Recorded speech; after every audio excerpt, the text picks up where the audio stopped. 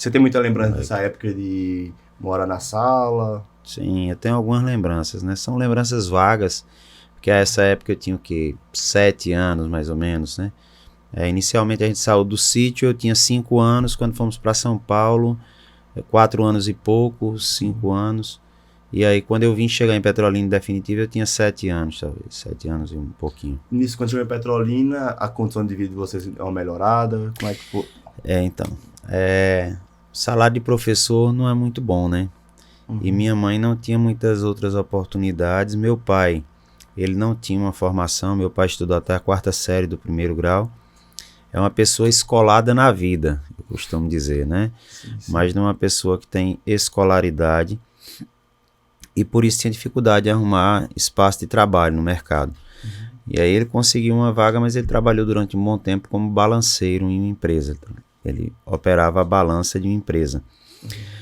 E minha mãe professora primária, com baixo salário, então nossa condição de vida era bem difícil. Tanto é que nós viemos para Petrolina e fomos morar numa casa improvisada, arrumada por meu avô, que antes de ser nossa moradia era uma casa de Xangô. O que seria uma casa de Xangô? Xangô é uma prática religiosa, né? Que cultua imagens, algumas pessoas costumam chamar de macumba, né?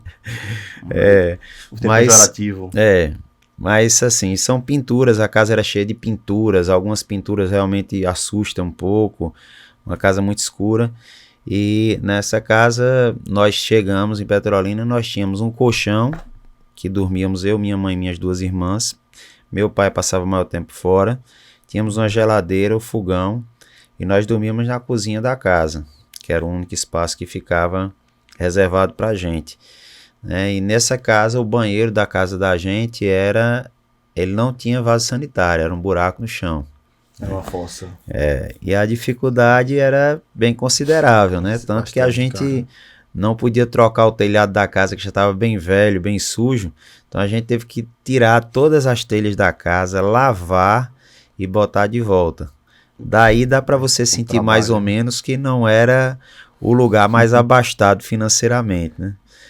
E aí a gente seguiu a vida. Minha mãe percebeu como professora, né, e pela experiência de vida até então, até aquele momento, que se nós seguíssemos o mesmo caminho ali, nós morávamos num bairro violento, né, um bairro periférico, e se você der tempo para uma criança, um jovem, permanecer nas companhias num lugar como esse, certamente os ensinamentos não vão ser os mais positivos. Sim.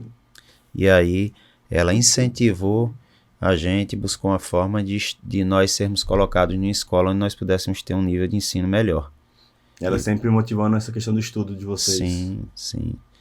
E aí ela conseguiu uma parceria com a direção do Colégio Dom Bosco à época, em que ela permutava a minha mensalidade por serviços e eu consegui uma bolsa, né? E aí eu fui estudar no Colégio Dom Bosco. Com muito sacrifício, comprávamos o material, às vezes não tínhamos todos os livros, então ficava improvisando.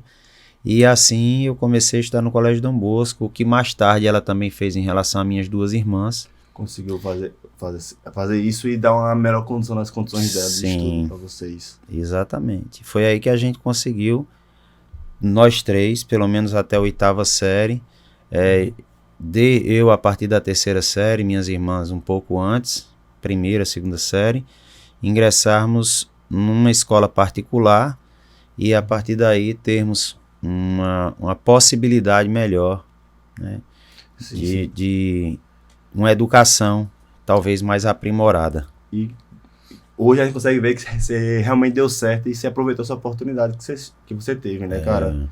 Isso, Tony, eu acho que mais, velho, do que dizer apenas assim que quando a gente fala que a educação muda o mundo, isso não é só uma questão de percepção empírica.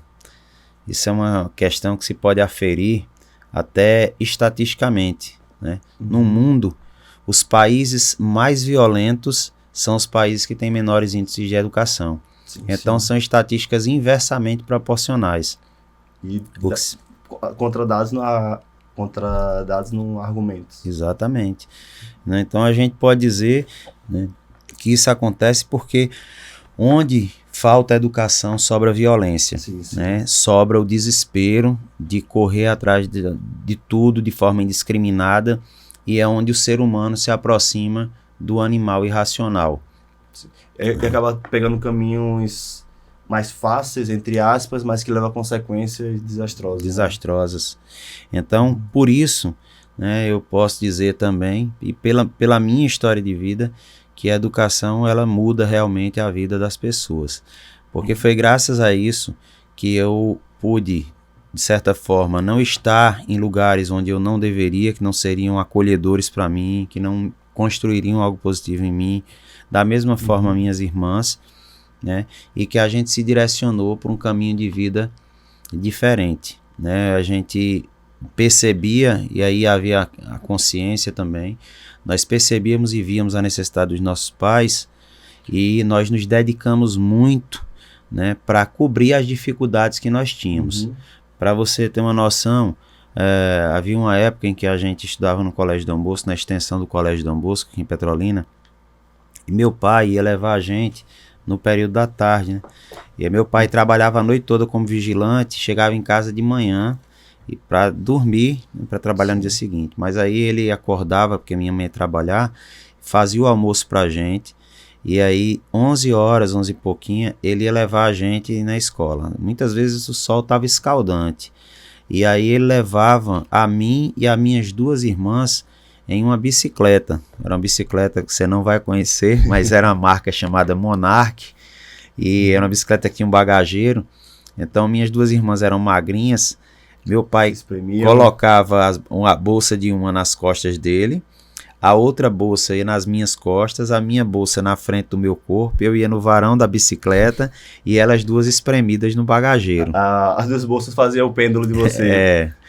E a gente, quando chegava na escola, meu pai parava uma rua antes, né, pra gente descer, pra gente não chegar na frente da escola, os três, todo mundo de bicicleta, né, e de repente a gente se sentir constrangido, envergonhado, enquanto os outros meninos estavam chegando de carro, estavam chegando em outra condição. Sim, sim. Né? Quero ou não, infelizmente, criança é muito perversa. Exatamente. E ele sabia disso, né? Meu pai, como eu disse, é alguém escolado na vida. Então ele já tinha essa percepção. E hoje eu faria exatamente o contrário. Hoje eu faria questão de chegar de bicicleta, com a sandália quebrada, porque o que vale no final das contas, e o que eu percebo, né, talvez através disso eu tenha construído essa imagem, é a dignidade de alguém.